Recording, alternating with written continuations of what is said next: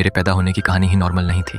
उस रात चारों तरफ तेज हवाएं चल रही थीं और एक छोटे से घर के अंदर मेरी माँ दर्द से लड़ रही थी। उन्होंने पहले ही एक बच्चे को जन्म दे दिया था, लेकिन तभी वहां मौजूद औरतों को पता चलता है कि अभी उसके पेट में एक और बच्चा है, मतलब मैं। सब लोग घबरा गए थे क्योंकि उन्हें लग रहा था ये पॉसिबल ही नहीं है।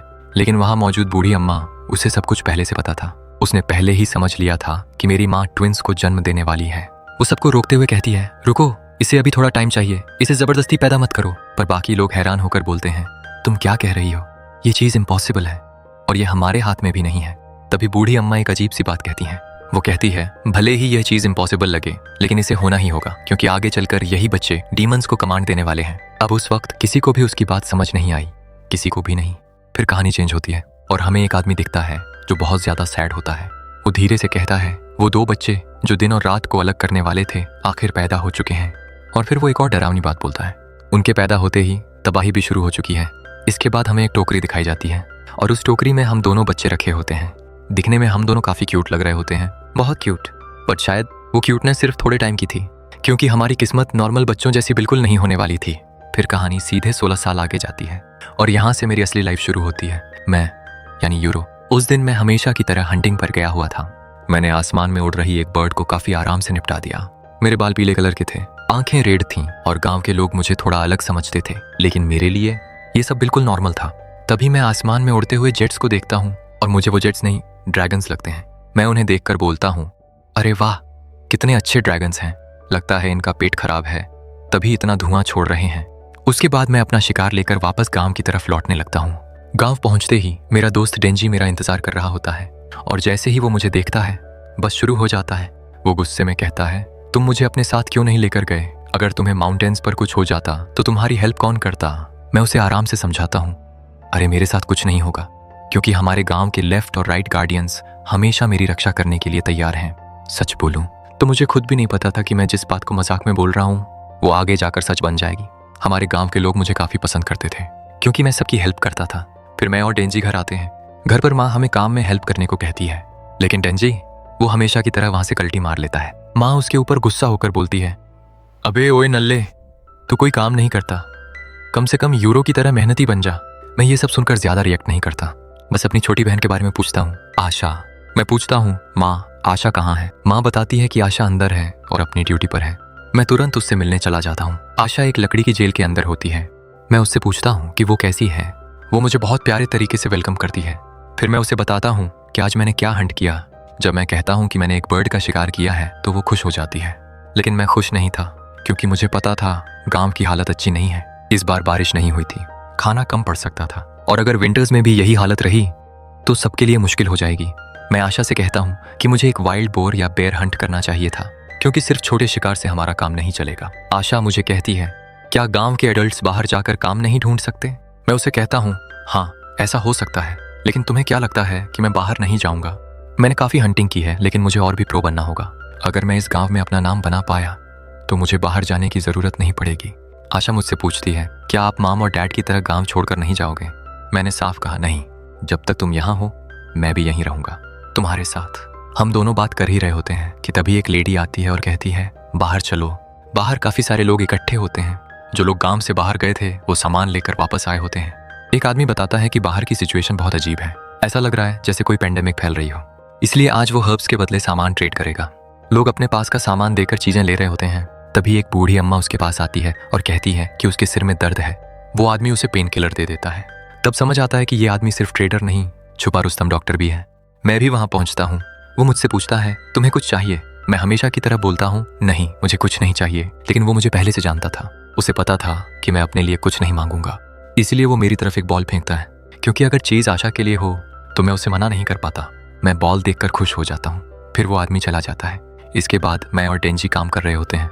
डेंजी कहता है कि वो भी इस गांव से बाहर जाना चाहता है। मैं उससे पूछता हूँ, क्या सच में बाहर की दुनिया इतनी अच्छी है? पर मेरे लिए बाहर जाना आसान नहीं था। मैं अपनी बहन को छोड़कर नहीं जा सकता था। डेंजी कहता है, अपनी बहन को साथ ले जाओ, तुम दोनों दुनिया घूम सकते हो। मैं उसे कहता हूँ कि आशा मेरी रिस्पॉन्सिबिलिटी है, मैं ऐसा नहीं कर सकता। फिर डेंजी पूछता है, तेरी बहन है कौन? तूने आज तक मिलवाया भी नहीं। अबे मिलवा तो सही। वो काफी मक्खन लगाने की कोशिश करता है, लेकिन मैं उसे साफ बोल देता हूँ, चल बे निकल। हम दोनों ऐसे ही बात कर रहे होते हैं कि अचानक एक अजीब आवाज आती है। डेंजी तुरंत बोलता है, ये पक्का ड्रैगन है। मैं भी कहता हूँ, हाँ मैंने भी ये आवाज़ पहले सुनी है। फिर हम ऊपर देखते हैं और आसमान में एक एयरप्लेन दिखाई देता है। उसके पीछे से स्मोक निकल रहा होता है। हम उसे ड्रैगन समझ रहे होते हैं, लेकिन कुछ ही देर बाद 2 हेलीकॉप्टर्स पूरे गांव के ऊपर उड़ने लगते हैं। गांव वाले उन्हें हैरानी से देख रहे होते हैं और तभी अचानक सब कुछ बदल जाता है। एक सोल्जर किसी विलेजर का सिर उड़ा देता है। जंगल के हर तरफ मिलिट्री फैल जाती है। लोग कुछ समझ भी नहीं पाते और गन फायर शुरू हो जाती है। कुछ सोल्जर्स ग्रैनी के पास आते हैं।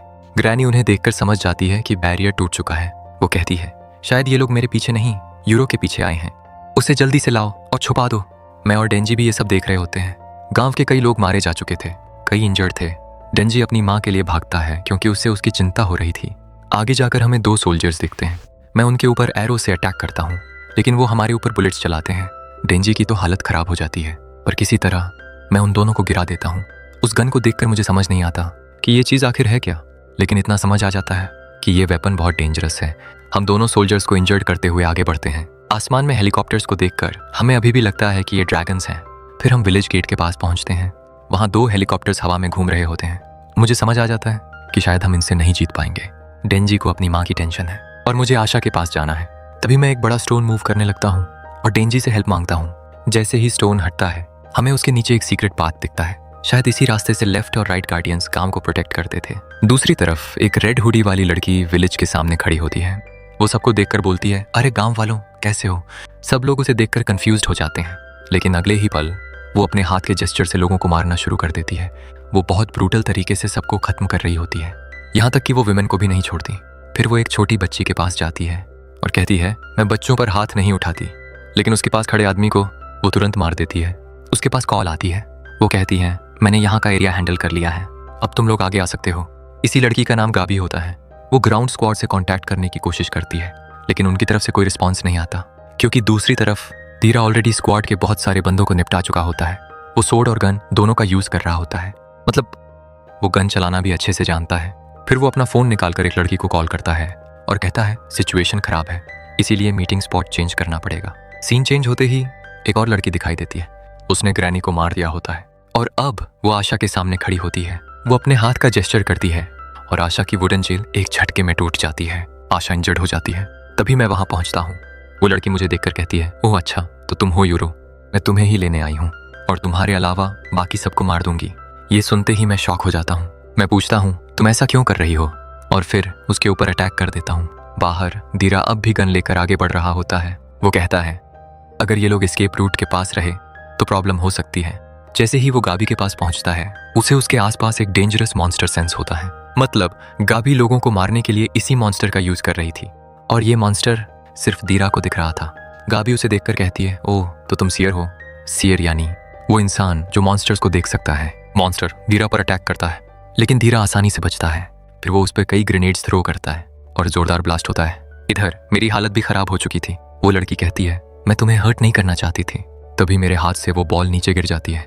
वो बॉल रोल होकर आशा के ब्लड के पास जाती है। जैसे ही बॉल ब्लड को टच करती है, वहां से अजीब चीजें बाहर निकलने लगती हैं और वो चीजें उस लड़की को पकड़ लेती हैं। तभी एक ग्रैनी धीरा से कहती है, मुझे यहाँ से लेकर भागो। धीरा तुरंत मुझे उठाता है और बहुत तेज भागने लगता है। डेंजी भी हमारे पीछे भागता है। हम भागते हुए एक जगह पहुंचते हैं। मैं पूरी तरह पैनिक में होता हूँ। मुझे लगता है कि आशा मर चुकी है। ग्रैनी भी वहीं रह गई है। मैं कहता हूँ, वो लड़की थी कौन जिसने सबको मार दिया? उसने ऐसा क्यों किया? धीरा कहता है, अभी समझाने का टाइम नहीं है। तुम एक काम करो, ये लॉकेट लो और जाकर दोनों गार्डियंस के बीच सेंटर में खड़े हो जाओ। मुझे कुछ समझ नहीं आता। मैं बोलता हूँ, अबे ओए, तुम क्या बोल रहे हो? मैं करूँ क्या? धीरा बार बार कहता है, इसे ले लो, जल्दी ले लो। मैं उसकी बात मानकर आगे जाता हूँ, लेकिन जहाँ लॉकेट रखना होता है वहाँ बहुत कचरा पड़ा होता है। धीरा कहता है, अबे ओए, इसे साफ कर, वो भी जल्दी। मैं जल्दी से जगह साफ करता हूँ। जैसे ही मैं लॉकेट वहाँ रखने वाला होता हूँ, धीरा मेरा सिर जोर से नीचे मार देता है। मेरा थोड़ा ब्लड लॉकेट पर गिर जाता है। उसी टाइम एक स्नाइपर भी मुझे मारने के लिए रेडी हो चुका होता है, लेकिन तभी लॉकेट ग्लो करने लगता है और साथ में दोनों गार्डियंस भी ग्लो करने लगते हैं। अगले ही पल 2 गोल्डन डीमंस दिखाई देते हैं। वो आसमान में उड़ रहे दोनों हेलीकॉप्टर्स को पकड़ लेते हैं और उन्हें बुरी तरह क्रश करने लगते हैं। ये देखकर धीरा मुझे लेकर वहां से भागता है। गाबी ये सब देख रही होती है। वो बोलती है, अब मैं घर कैसे जाऊंगी? मुझे चलने में बहुत दिक्कत होती है। उसका डीमन उससे कुछ कहता है और गाबी उसकी बात आराम से समझ जाती है। धुआं साफ होता है।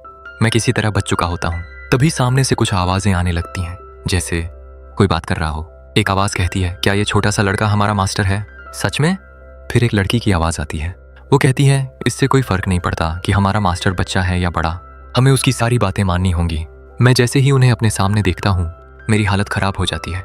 धीरा मुझे बताता है, हम ह्यूमंस इन्हें अलग अलग नामों से जानते हैं, जैसे डीमंस, मॉन्स्टर्स और ना जाने क्या क्या। लेकिन सच में ये दोनों तुम्हारे डीमंस हैं। एक का नाम है राइट और दूसरी है लेफ्ट। मुझे अब भी सब कुछ ड्रीम जैसा लग रहा था। गांव के गार्डियंस सच में मेरे सामने खड़े थे और वो दोनों मेरे अपने थे। राइट मेरे पास आता है और कहता है, तुम्हें देखकर तो ऐसा नहीं लगता कि तुम हमारे मास्टर हो, तुम बहुत नर्वस लग रहे हो। लेफ्ट उसे रोक कर कहती है, ये अभी बच्चा है, इसे सब समझने में थोड़ा टाइम लगेगा। धीरा अपना इंट्रोडक्शन देता है, लेकिन राइट और लेफ्ट उसके बारे में पहले से जानते थे। अब राइट उससे पूछता है, हमें बताओ ये सारी चीज़ें क्या हैं जो हमारे मास्टर को परेशान कर रही थीं।